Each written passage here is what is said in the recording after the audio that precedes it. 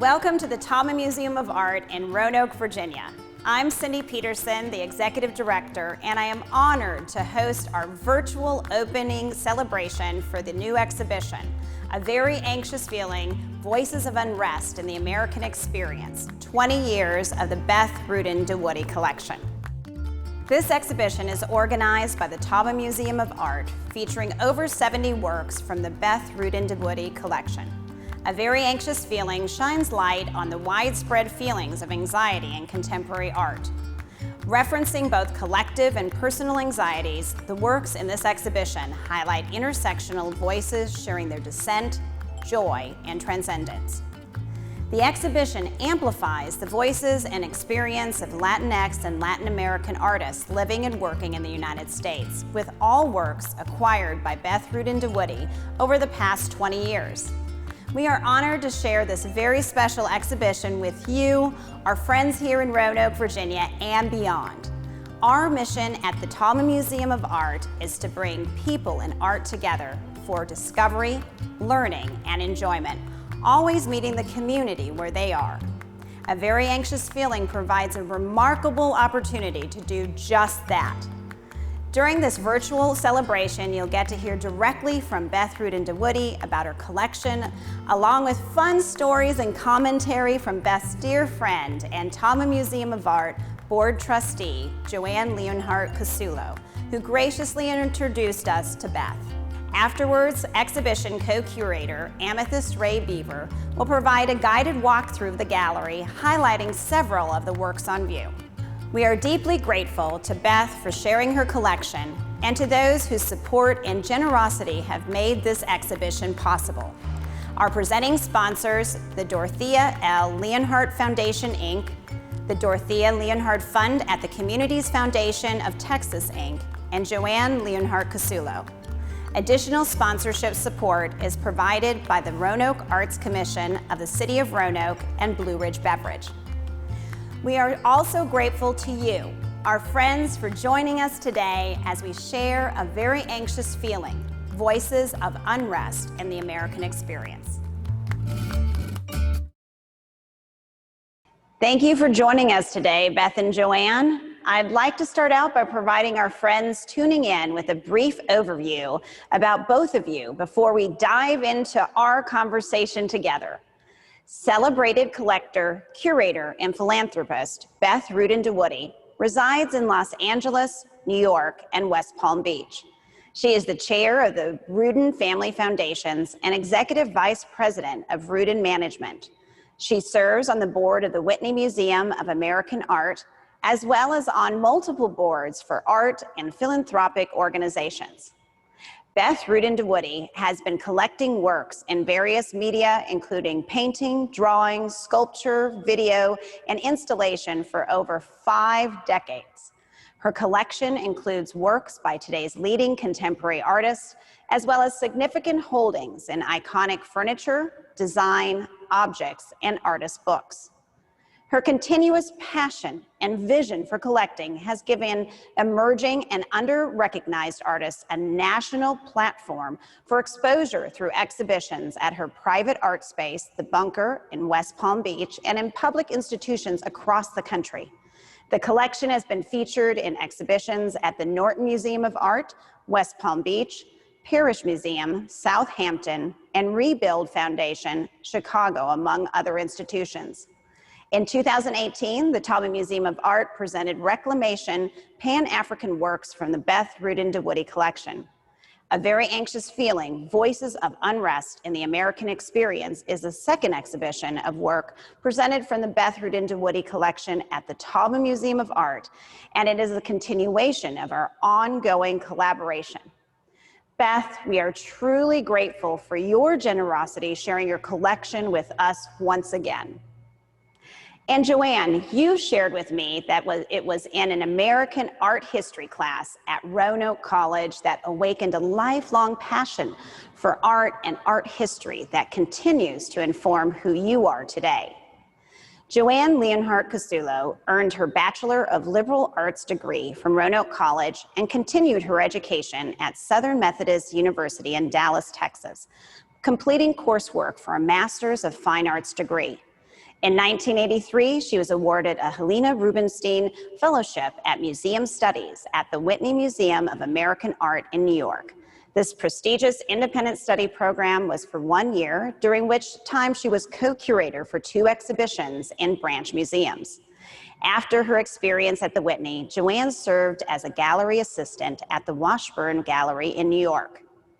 In 1985, she became the youngest member ever elected to the Whitney's Board of Trustees, a position that she holds today. She has served on nearly all the committees of the Whitney and currently serves as secretary, chairs the Education Committee, and sits on all acquisition committees. She also serves on the board for a number of other organizations, including Roanoke College. And we are grateful that she serves on the Board of Trustees here at the Taubman Museum of Art. Joanne is the founder, president, and director of the Dorothea L. Leonhardt Foundation, Inc., a private philanthropic foundation named in honor of her mother, who was her role model. She is also truly a talented writer, and her articles have been featured in a variety of periodicals, including Harvard Business Review, ArtSpace, and Countryside. Joanne, thank you for your friendship and for your continued support of the museum.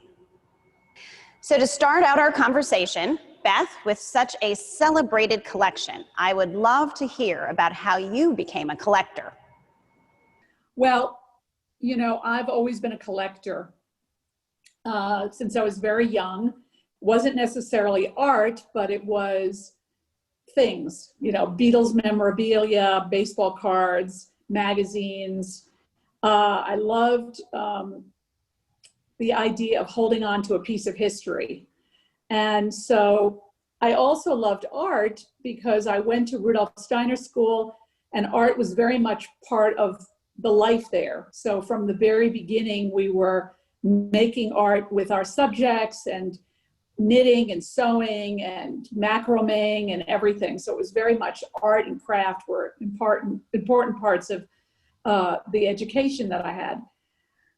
And then later, I took some classes at the Art Students League, and then later at the New School. And my first piece of art that I bought was a Benny Andrews drawing in 1969. And I guess the love of art and the love of collecting collided.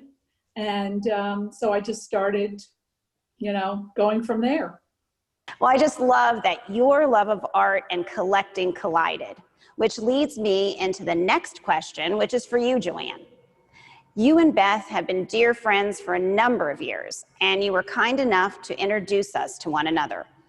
Why did you think that the Taubman would be a good match for sharing such important works from Beth's collection, both in the Reclamation exhibition in 2018 and now in a very anxious feeling?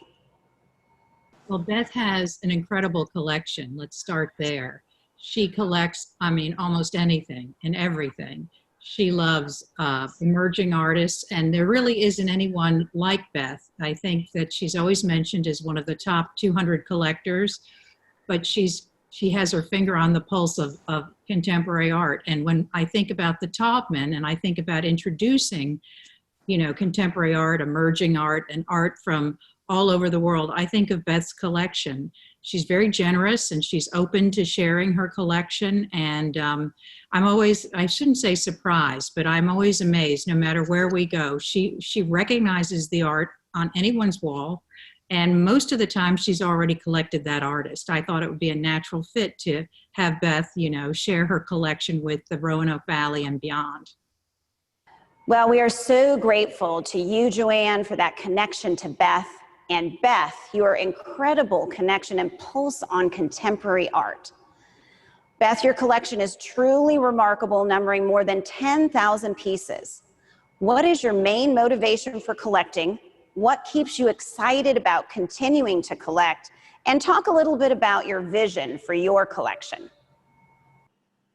Well, you know, sometimes I try to slow down for economic reasons, but it's impossible. Because I'm always looking and I'm always inspired by young artists that I see out there. There's just amazing art being made. But of course, I also collect historically. So I love discovering artists that, you know, had been kind of passed over in their careers or just not appreciated at the time. And so, you know, I just feel it's important to recognize them, and I do it by collecting or curating them in shows that I do. And you know, I think I can see that vision come across in this exhibition, a very anxious feeling, where those who are emerging or underrepresented are included and sharing that not only with our community, but virtually throughout the nation and even internationally as we open a very anxious feeling. Joanne, I know you two have been on many adventures together along the way, from serving on the board of the Whitney Museum of American Art to special visits to artist studios and your trips to Roanoke to visit Roanoke College and the Taubman Museum of Art. Can you share a fun story from some of your adventures with Beth in the art world? Well, let's see. The first time I met Beth was before I moved to New York. I was invited to go to a luncheon at an organization Beth was already on the board of, and I sat next to her. I was living in Dallas at the time. I think this might have been around 1982. And Beth was one of the most interesting people I have spoken to. She was interested in what I was interested in, art and all kinds of things. And then she took a picture out of her wallet of her son, who is now, how old is Carlton now, Beth? 39. 39. And I took one look at his face and I said, oh my gosh, I have to meet him. And she said, well, come over to my apartment before you leave town. So I called her up that Sunday, and on my way to the airport, I stopped by, and of course, Carlton was not there, but I got to meet Beth's husband, Jim, the father of Carlton. And, you know, that was just the beginning of our friendship. The first trip we took that I can remember that's really funny was that we were with the National Committee of the Whitney, and we were traveling, I think, to San Francisco, and we were sharing a room. And I pulled out my new nightgown and I said, I had to buy a new nightgown because I'm sharing a room with you. And she said, me too. So we had that in common. And we've traveled all over the world together, and it's always an adventure. And I would tell you that so many of the people I love and I consider family are artists. And whenever Beth is in town and she has a party, everybody comes, and it really is a great feeling to be part of that extended family. She is, oh, I can remember one really funny story when we were in Texas. We were in Texas, in Dallas, for the Cattle Barons Ball, and there was a huge thunderstorm, and it broke out and everybody scattered, and we all went separately in our cars. And we went back to the hotel, and there was Beth at the front door of the hotel counting heads to make sure we all came back safely. She really is the mother of all of us. And I don't mean that like the mother because she's older, but because she loves us all. And that was a fun time. Well, thanks for sharing, Joanne. With over 4 decades of such a special friendship, I know the stories just continue. And like you said, in that context of friendship and artists and the art world. So Beth, what would your advice be to an aspiring collector? What is the best advice that maybe you have been given as a collector? Well, look. Don't be afraid. Don't be intimidated at galleries where you walk in and you kind of maybe don't understand what's there. Always ask, and you know, if you're interested in it, just say, "Can you explain this art to me?" Go to fairs where you're exposed to a lot of galleries, and you know, there's such a wide range of prices for art. So people are very intimidated by the, you know, oh, this is $1 million or so much money, but you can buy great art for $50, for $100, for $500.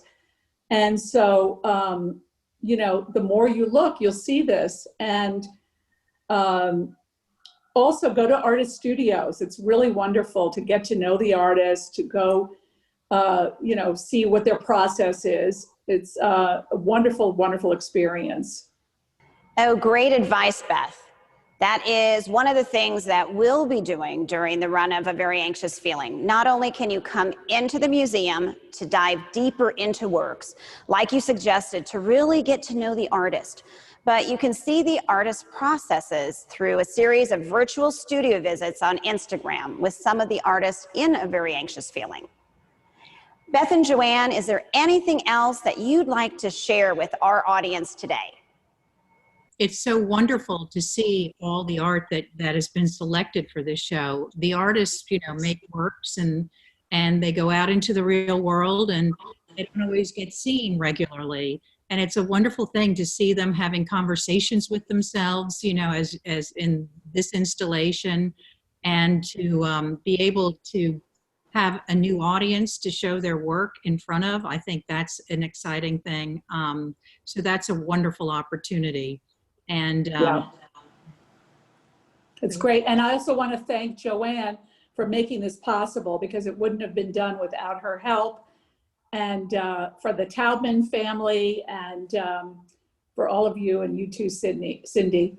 So thank you, and thanks everyone for joining in on this conversation. Well, Beth and Joanne, thank you so much for your generosity throughout this preparation, selection of works, installation, and working with the co-curators, Amethyst and Eva, as well as Beth's team. Thank you for this opportunity to bring this incredible collection to new audiences, just like you said, and for your ongoing support. It is truly an honor for the Taubman Museum of Art to share this exhibition with our friends here in Virginia's Blue Ridge and beyond, which has been made possible in this new virtual world.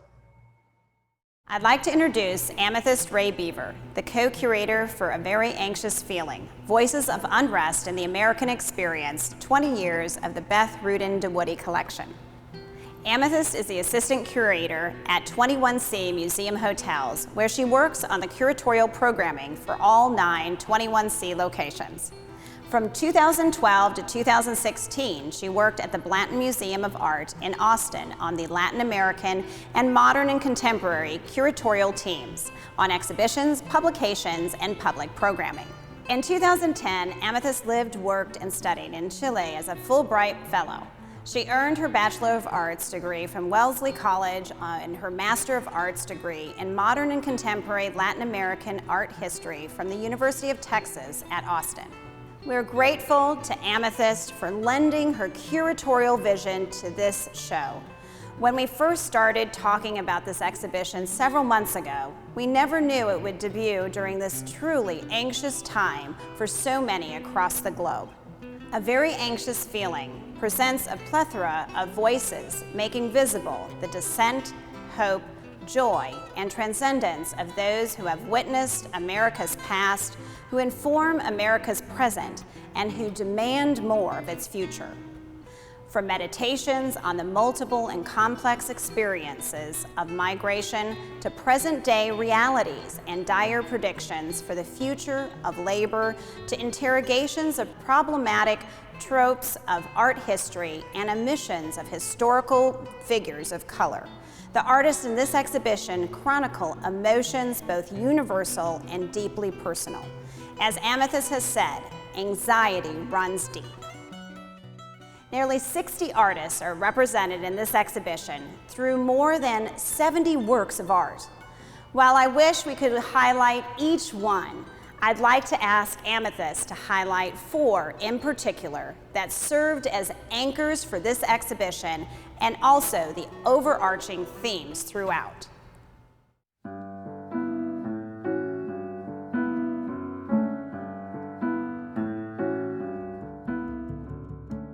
So this is a work by a duo named Assume Vivid Astrofocus, and they created this work called A Very Anxious Feeling in 2007, a few months before the 2008 US presidential election.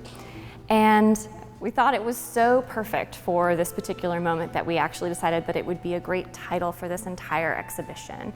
Anxiety is something that everyone feels because that's part of how we evolved. We feel anxiety when things are scary. And today, anxiety takes a different form. It's looking to our future. It's seeing what is happening in our economy, what is happening to our fellow Americans and people throughout the world with COVID. It's looking to this upcoming presidential election. So while this work was made about 13 years ago, it feels maybe more relevant now than ever before. The artists are using neon, which is typically used in signs for, when you go to a store, or they're selling things. They're telling you that they're open for business. And one of the things that I loved that they wrote about this work, they said neon signs instigate a holy presence, selling dreams. It contributes to this effect, this idea of hypnosis, rapture, magic, worship, and prophecy. When you think about the magic that comes from neon lights and the power that comes from neon lights, when you look at this work and you see that there is something very deep inside all of us that we can relate to. It's both extremely personal and speaking to a very collective feeling of anxiety in this present moment. This is a work by an artist named Farley Aguilar, and the title is called Patriarchy. And if you look at it, it's pretty unsettling. There are 5 figures, all looking out directly at the viewer. They are monstrous. Some of them have their eyes crossed out. Some of them are off center and off kilter. They're all wearing these old-timey clothes. There's a man with a large jacket and wearing vests and ties. They are all looking out at you from a very stately position. There's a fire whirring in the back. There's a window in the back corner.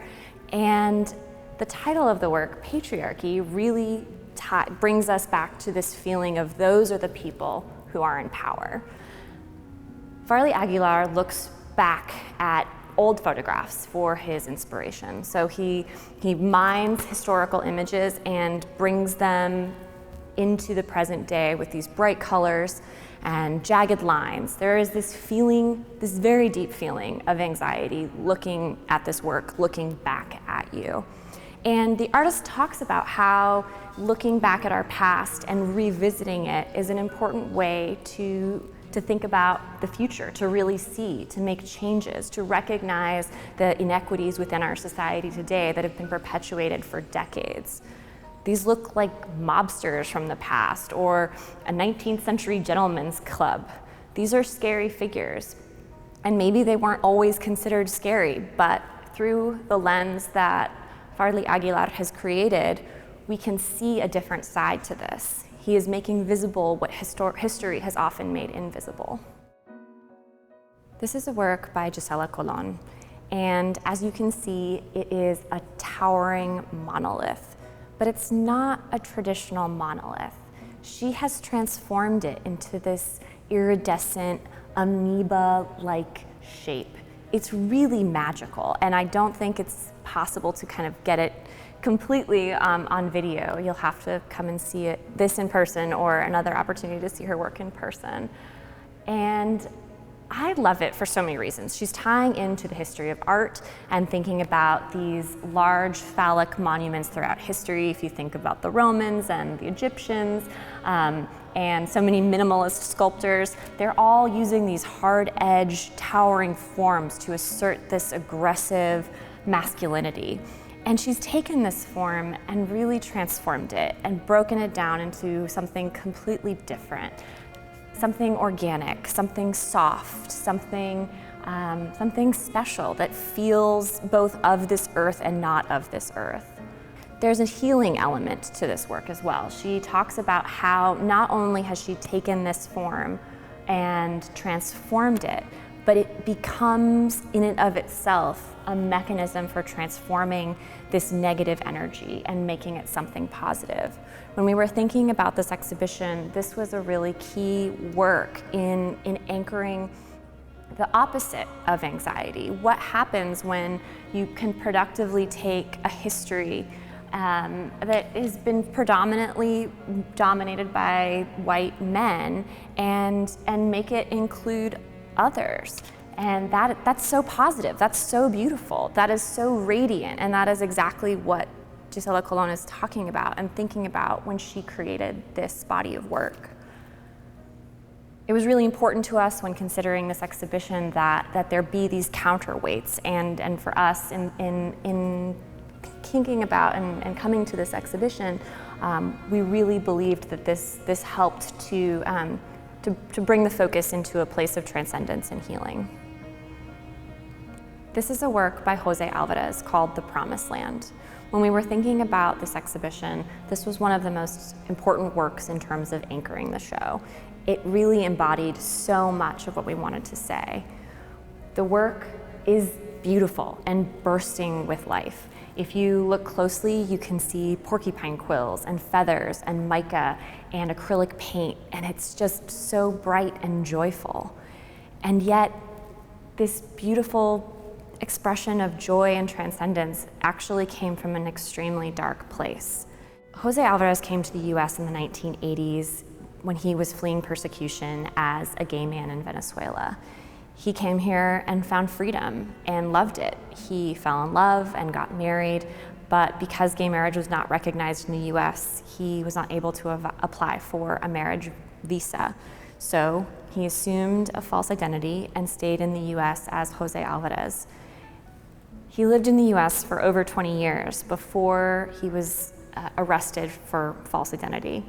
He spent 2 months in the Crome Detention Center in Miami-Dade, and during that time, he spoke about it as being one of the most sad and difficult periods of his life. He got through it with the help of many of the other prisoners who were there awaiting deportation. He drew their portraits, he took down their stories, and when he was finally released, he came home and he made this work. This was the first work he made when he came back. And it was his way of saying, we need joy, we need beauty. This was his way of counteracting the darkness that he had experienced at the Crome Detention Center. For him, this is a way of finding common ground, of finding beauty in moments that are extremely difficult and extremely dark. And something that was really important to us when thinking about this show, because while there is so much anxiety, while there is so much darkness, there are still these beautiful moments of light that we can look to artists like Jose Alvarez and be grateful that we have these brilliant artists to learn from and to grow with. And I'm just so thrilled to be able to share this as part of the exhibition.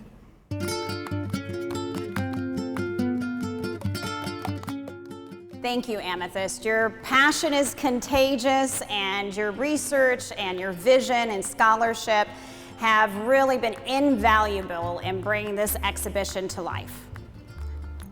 A special thank you also to our presenting sponsors, the Dorothea L. Leonhardt Foundation, Inc., the Dorothea Leonhardt Fund at the Communities Foundation of Texas, Inc., and Joanne Leonhardt Cassullo, along with the valued support provided by the Roanoke Arts Commission of the City of Roanoke and Blue Ridge Beverage. I'd also like to thank our co-curator, Eva Thornton, Assistant Curator at the Taubman Museum of Art, in collaboration with Laura Dvorkin and Maynard Monroe of the Beth Rudin DeWoody Collection, along with our Board of Trustees, staff, and volunteers. We could have not presented this exhibition without each of you. And finally, thank you to those who have tuned in today. I invite you to view this exhibition in person or through the museum's virtual programming, including artist studio visits and more, as it is on display through Sunday, February 7th, 2021. I'd like to end with the words of artist Jose Alvarez. Quote, "I really just want to inspire commonality, get closer to a state of consciousness, Work that talks about this is important, especially now when people feel a darkness has descended and need space to feel glorious, feel connected, rather than isolated, end quote. I hope that this exhibition, A Very Anxious Feeling, Voices of Unrest in the American Experience, leaves you feeling glorious and feeling connected. We hope to see you at the Taubman Museum of Art soon.